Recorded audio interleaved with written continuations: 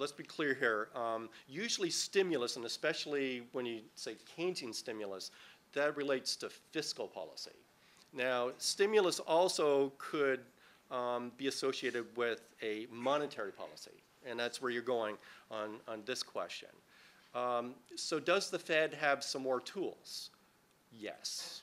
So let's kind of figure out what those tools are. One I've already mentioned, they could actually cut the rate on the excess reserves. So you get no money. Actually, you have a penalty. So a negative interest rate. That's an idea.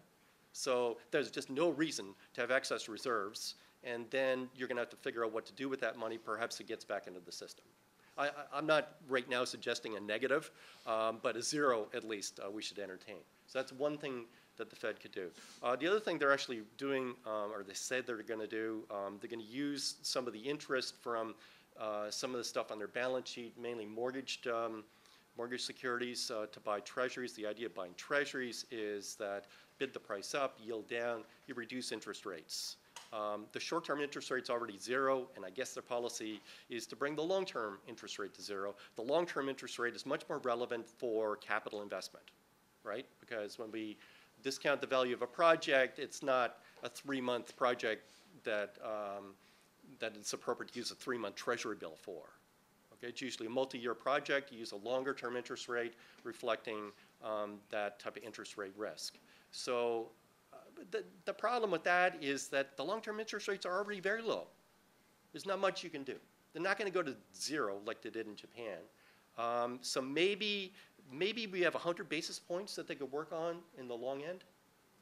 You know, that's, I think, going to have a very little effect.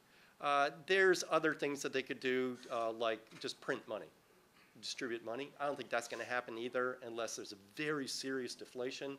I don't see that that is going to happen. So basically, we're in a situation where the Fed does not have that many tools. Actually, if you go to my blog, I've got an entry that details the speech that the current chairman of the Federal Reserve made when he was the governor of the Federal Reserve that dealt exactly with the hypothetical situation like what we're in right now and what he would do.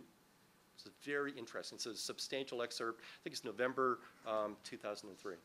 So the bottom line here is the Fed is basically out of bullets. And in terms of the federal government and state governments, they are out of bullets. Right? $1.5 trillion stimulus. It'd be foolish to start talking about a $1 trillion stimulus. Okay, so our options are very limited right now, and basically maybe there's one bullet left, but let's not shoot ourselves in the foot with it.